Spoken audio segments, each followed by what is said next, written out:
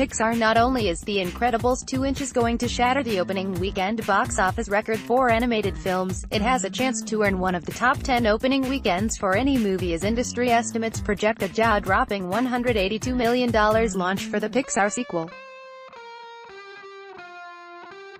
Friday numbers for the Brad Bird-directed film show that it's performing not as a family film, but as a four-quadrant blockbuster that is gaining heavy interest from all ages. Opening day totals clocked in at $71.5 million, including an animation record $18.5 million from Thursday previews. Reception has been stellar with an A on Cinema Score and a 94% score on Rotten Tomatoes. Also read, The Incredibles 2 soars to record $18.5 million at Thursday box office from this Friday result. Disney is keeping their projections slightly lower than industry estimates at $160 minus $170 million. But if Incredibles 2 holds on to a $180 million plus start, it will be 35% ahead of the previous animation opening record, which was made by Finding Dory, with $135 million in 2016. Incredibles 2 has already taken the opening day animation record from Dory, which made $54 million on its first Friday.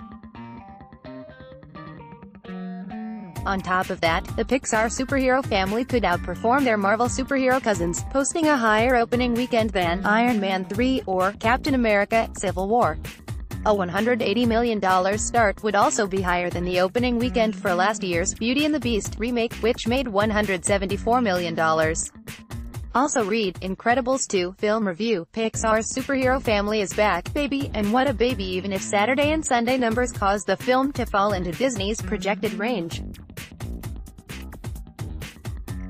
that would still be the second highest ever opening for a June release behind only Jurassic World, and would beat the openings for Marvel Studios' 2017 releases, Guardians of the Galaxy Vol.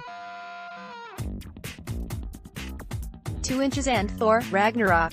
In the face of this competition, only Ocean's 8 has been able to post relatively high numbers, earning an estimated $20 million this weekend. That's a strong result for the Village Roadshow-produced Ocean's 11 spin-off, holding its drop-off to 50% from its $41 million start and putting it on its way to the same long-lasting success as its Ocean's predecessors. Also read, every Pixar character voiced by John Ratzenberger, from Toy Story 2, Incredibles 2, photos. Coming in third is another Warner Brothers release, the New Line comedy, Tag.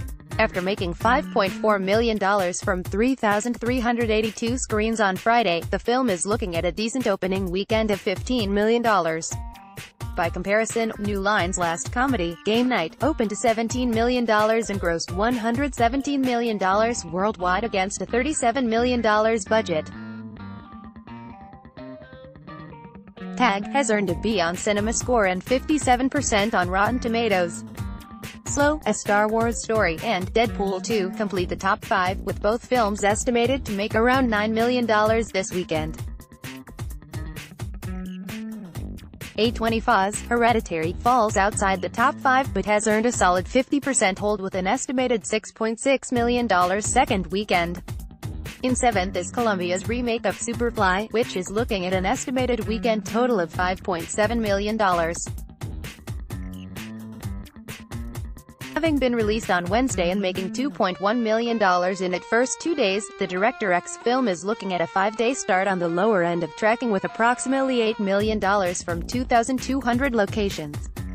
He's been called Pixar's good luck charm, and that's because to date, John Ratzenberger has done voice work for every Pixar film.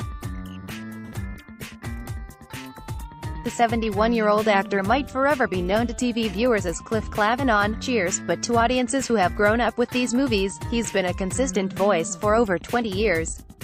Ratzenberger returned to voice the villain the Underminer in the latest Pixar joint, The Incredibles 2, opening this Friday. And whether it's a supporting part or a quick Easter egg cameo, Ratzenberger has always been there. Here's a chronological list of each of those characters. Pixar, Getty Images. Toy Story, Toy Story 2, Toy Story 3. By far Ratzenberger's most well-known Pixar character, this porking piggy bank is chock full of great one-liners and quips across the Toy Story trilogy, whether it's trading jokes with Mr. potato head are making snide put-downs about Andy's neighbor Sid. My favorite though is his admiration of one Buzz Lightyear. Ooh, impressive wingspan. Very good, Pixar PT. Flea, A Bug's Life. You may have forgotten about A Bug's Life in the Pixar oeuvre, but Ratzenberger gives his most exuberant performance in it, playing a literal parasite in the circus industry. There was a line of flies outside the tent, went on forever. It must have been a foot long. Pixar Yeti, Monsters, Inc., Monsters University. Ratzenberger showed his lovable side as the banished, abominable snowman in Monsters, Inc. All he wants is to be liked, even if he does want to serve lemon snow cones. Pixar Fish School. Finding Nemo. In Finding Nemo, Ratzenberger portrays a school of fish that loves doing impressions and mocking a sourpuss like Marlin. Pixar The Underminer. The Incredibles 2. It almost looked like Pixar went a whole movie without including Ratzenberger, but he shows up right at the end as a new villain for the superhero family, a mole man with a gigantic grill called the Underminer. The sequel picks up right where the original left off, with the Incredibles doing battle with Ratzenberger's Underminer villain. Pixar Mac. Cars 2. Cars 3. Ratzenberger plays the traveling big rig truck to Lightning McQueen named Mac. And in the first, Cars, the movie ends with a credits sequence in which Mac goes to a drive-in theater and watches car versions of every Pixar movie, which of course each feature his own voice. They're just using the same actor over and over, he says. What kind of cut-rate production is this? Pixar Mustafa, Ratatouille. Ratzenberger gets to put on his best French accent to play the neurotic waiter in Ratatouille. Mustafa. Pixar John, a Wall-E. Ratzenberger makes a quick cameo as one of the bloated humans aboard the Axiom as Wall-E tries to track down Eve.